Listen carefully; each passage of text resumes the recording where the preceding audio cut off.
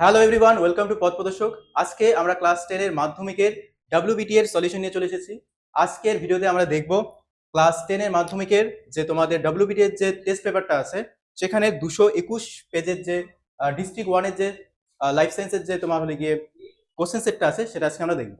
ঠিক আছে, তাহলে চলো দেখা যাক। দেখো, ডব্লিউবিটি এর ডিস্ট্রিক্ট কোশ্চেন্স, তো তোমার এটা হলো মেদিনীপুর ডিস্ট্রিক্টের কোশ্চেন। আমার সঙ্গে তোমরা কিন্তু এমসিকিউ গুলো সলিউশন করার চেষ্টা করবে। ঠিক আছে, তো সবার প্রথমে দেখো কি বলা হয়েছে। ফাইটো হরমোনগুলির বৈশিষ্ট্য পরিপ্রেক্ষিতে নিচের কোন তথ্যটি সঠিক তা নির্বাচন করো। প্রথমে বলা হয়েছে অক্সিন নাইট্রোজেন ঘটিত বা নাইট্রোজেন বিহীন জৈব অম্ল। খ নম্বর বলা হয়েছে জিব্বরেলিন নাইট্রোজেন যুক্ত টার্পিনয়েড। গ নম্বর হচ্ছে সাইটোকাইনিন অ্যাডেনিন জাতীয় নাইট্রোজেন যুক্ত পিরিমিডিন। কৃত্রিম অক্সিন ইন্ডোল বর্গযুক্ত ও কৃত্রিম জিব্রেলিন টার্পিনয়েড বর্গযুক্ত ফাইটো হরমোন। আসলে তোমরা বুঝে গেছো এর মধ্যে কোনটা হবে। জিব্রেলিন টার্পিনয়েড বর্গযুক্ত ফাইটো হরমোন কোনটা হবে, তাড়াতাড়ি অ্যান্সার দেওয়ার চেষ্টা করবে। এটার অ্যান্সার হয়ে যাবে ঘ নম্বরটা, তাই তো। কৃত্রিম অক্সিন ইন্ডোল বর্গযুক্ত ও কৃত্রিম জিব্রেলিন টার্পিনয়েড বর্গযুক্ত ফাইটো হরমোন, তাই তো। আচ্ছা, নেক্সট বলছে বীজের অঙ্কুরোদ্গমের সময় ভ্রূণমুকুলের সংঘটিত চলনটি হলো জিওট্রপিজম, ট্যাকটিক চলন, ফটোট্রপিজম না হাইড্রোট্রপিজম। এটা হয়ে যাবে ফটোট্রপিজম। নেক্সট বলছে নিচের কোনটি আলোক প্রতিসারক মাধ্যম নয়। লেন্স, ফোভিয়া সেন্ট্রালিস নাকি অ্যাকুয়াস হিউমার নাকি ভিট্রিয়াস হিউমার। এটা অবশ্যই তোমরা জানো হবে হলো গিয়ে ফোভিয়া সেন্ট্রালিস, তাই তো। নেক্সট দেখো, ক্রোমোজোমের কন্ডেনসেশন ও স্পাইরালাইজেশন কোন দশার বৈশিষ্ট্য তা উল্লেখ করো। এটা কি মেটাফেজের, অ্যানাফেজ, প্রোফেজ নাকি ট্যালোফেজ। তাড়াতাড়ি চেষ্টা করবে এটা কোনটা হবে। হ্যাঁ, এটা অবশ্যই কি হবে না, প্রোফেজ হবে, তাই তো। পরেরটা দেখো, কোষের বার্ধক্য ও মৃত্যু নিয়ন্ত্রণ করে। কোষের বার্ধক্য নিয়ন্ত্রণ কে করে?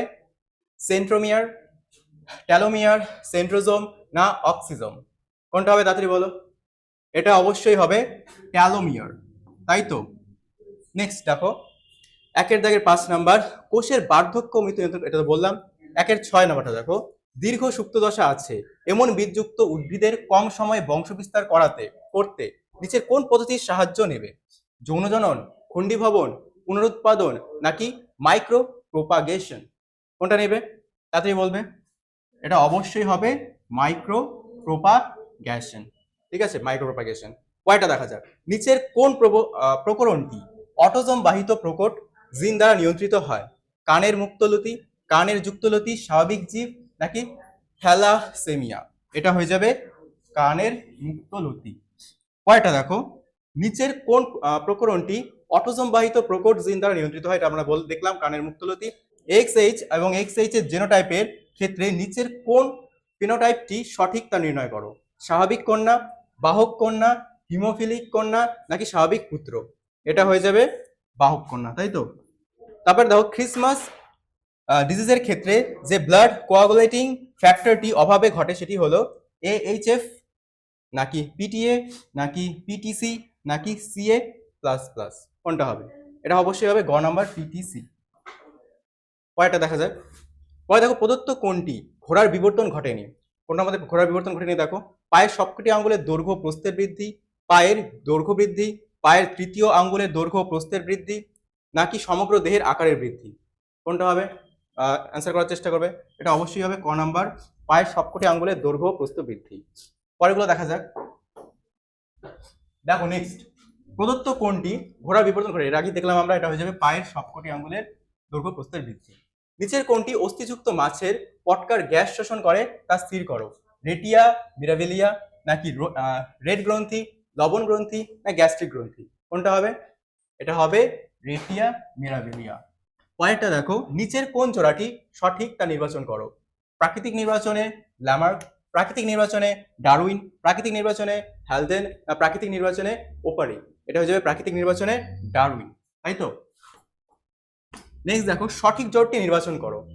ওজন গহ্বর CFC, শব্দ দূষণ SPM, অ্যালগাল ব্লুম সৃষ্টি অম্লবৃষ্টি নাকি green house gas O2 oxygen. কোনটা হবে এটা? এটা হবে ওজন গহ্বর CFC। আচ্ছা, নিচের কোন কোন তথ্যটি অভয়ারণ্য সংক্রান্ত নয়। কেন্দ্রীয় সরকার নিয়ন্ত্রিত, রাজ্য সরকার নিয়ন্ত্রিত, গবেষণার স্বার্থে কোর অঞ্চলের প্রবেশ করা যায়, তারপরে লেগে পশ্চিমবঙ্গের চাপড়ামারি একটি অভয়ারণ্য। কোনটা হবে? এটা হয়ে যাবে কেন্দ্রীয় সরকার হবে না, রাজ্য সরকার নিয়ন্ত্রিত হয়ে যাবে। নেক্সট, নিম্নলিখিত কোনটি সুন্দরবনের একটি সমস্যা নয় তা নির্বাচন করো।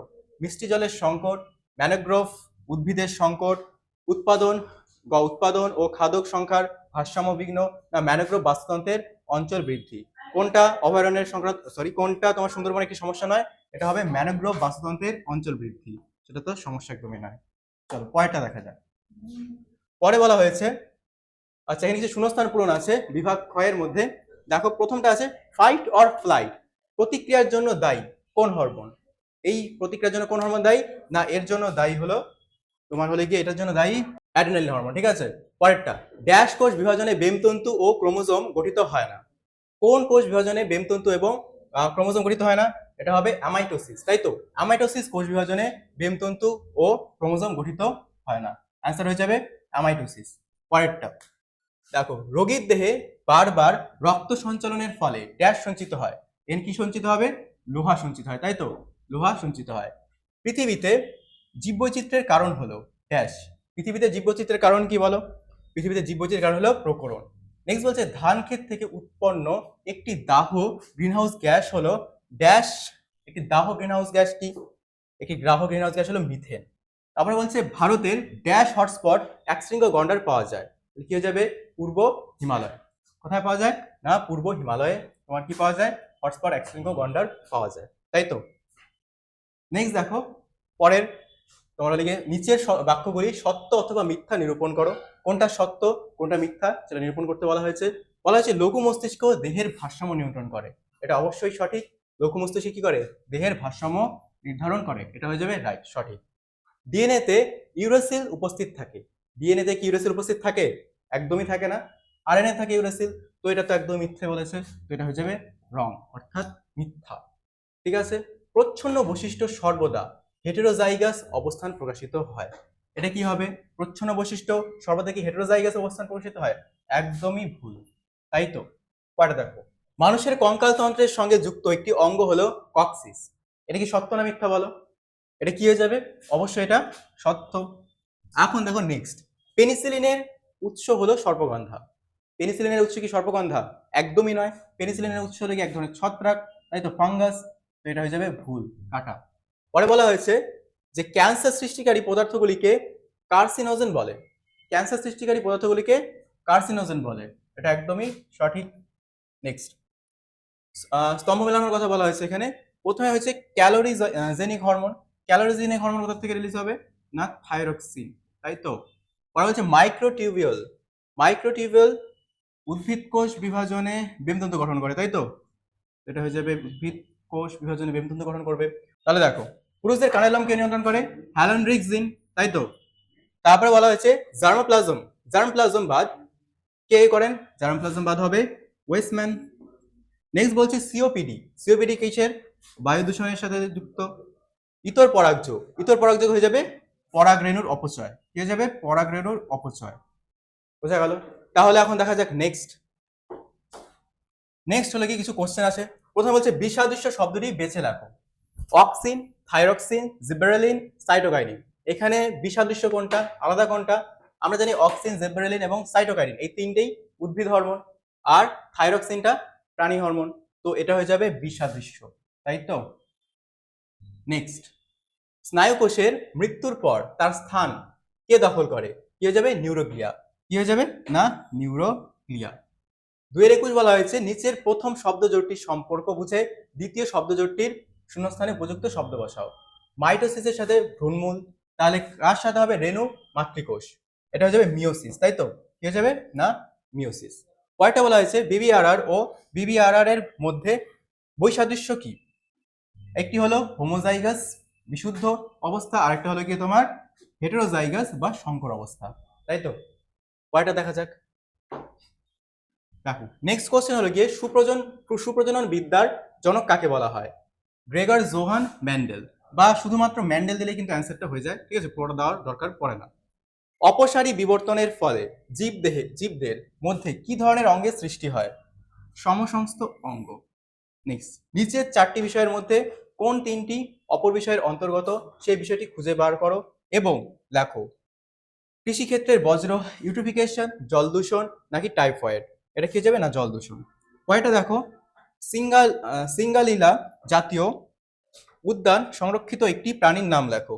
রেড পান্ডা অবশ্যই। নেক্সট দেখো, পরে 2 নম্বরে কিছু কোশ্চেন আছে এখানে। স্নায়ুকোষের সংজ্ঞাবহ ও চেষ্টীয় প্রবর্ধকের মধ্যে নিম্নলিখিত দুটি বিষয়ে পার্থক্য নিরূপণ করো। দুটো পার্থক্য লিখতে বলছে। তো পার্থক্য কি? সাধারণত ডেনড্রন অ্যাকসন, তাই তো। আর এটার মধ্যে নিসল দানা উপস্থিত থাকে, এটার মধ্যে অনুপস্থিত থাকে।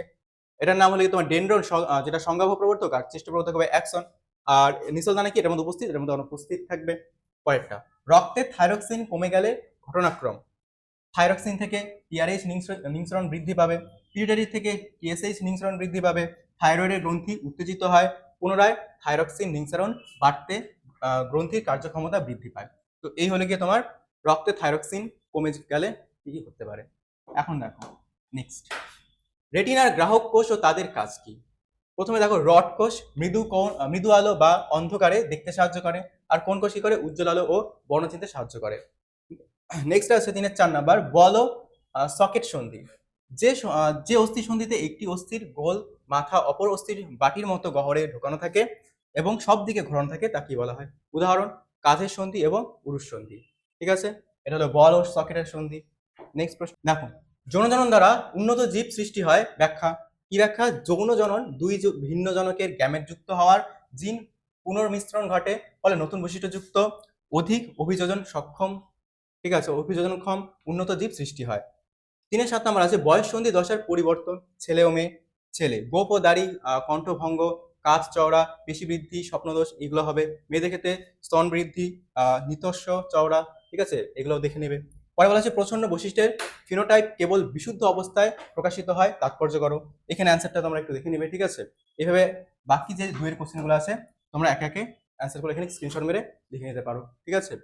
দেখো, এই একটা, আরো একটা হলো এখানে অসম্পূর্ণ প্রকটতা ফেনোট, এটা দেখে নিও, ঠিক আছে। নিষ্ক্রিয় অঙ্গের তাৎপর্য, রুই মাছের পটকা, নাইট্রোজেন স্থিরীকরণে মিথজীবী ব্যাকটেরিয়া, তারপর আছে সিওপিডি, ঠিক আছে, এই কটা কোশ্চেন। তারপর আছে 2টো কোশ্চেন, এই যে জেএমএফ ও পিবিআর, ঠিক আছে। তারপর হচ্ছে বিপন্নতার কারণ। এগুলো কোশ্চেন এবং তার অ্যান্সার। তাহলে আজকে এখানে রাখছি। পরের ভিডিওতে আমরা ডাব্লিউবিটি এর সেকেন্ড যে ডিস্ট্রিক্ট 2 আছে সেটা নিয়ে আসবো, ঠিক আছে। তাহলে আজকে এখানে রাখছি। ততক্ষণের জন্য তোমরা যদি চ্যানেলটাকে সাবস্ক্রাইব না করে থাকো তাহলে সাবস্ক্রাইব করে দিবে, আর চ্যানেলটাকে ভিডিওটাকে একটা লাইক করবে এবং সাবস্ক্রাইব করতে ভুলবে না অবশ্যই, ঠিক আছে।